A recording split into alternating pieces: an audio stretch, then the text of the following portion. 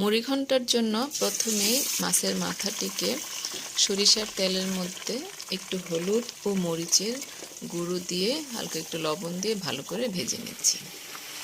আসসালামু আলাইকুম, প্রিয় বাংলাদেশ কিচেন ড্রাইভারের আজকের রেসিপিতে থাকছে খুবই সহজ পদ্ধতিতে মাছের মাথা মুড়ি ঘন্ট করার রেসিপি। মাছের মাথাটা ভাজি হয়ে যাওয়ার পর ভাজা হয়ে যাওয়ার পর তুলে নিয়ে নিলাম। এবার বাকি তেলের মধ্যে পেঁয়াজ, রসুন, কাঁচামরিচ, একটু আদা কুচি করে এটাকে একটু কষিয়ে নিব।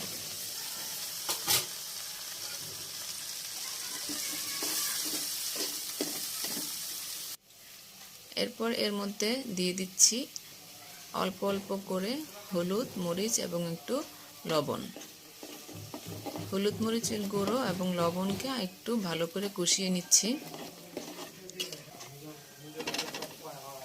এবার এখানে দিয়ে দিচ্ছি কিছু আলু এবং আগে থেকে সিদ্ধ করে নেওয়া ছোলা বুট। এগুলো অপশনাল, এখানে ডাল নেওয়া যায় বা কোনো কিছু ছাড়া শুধু পেঁয়াজ রসুন দিয়েও ভাজি করা যায়।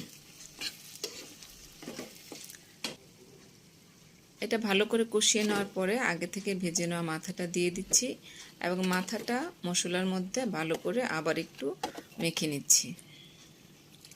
এবার এই পর্যায়ে দিয়ে দিচ্ছি পানি। খুব বেশি পানি দেওয়া যাবে না, মাথাটা অর্ধেক ডুবে এই পরিমাণ পানি দিলেই হবে।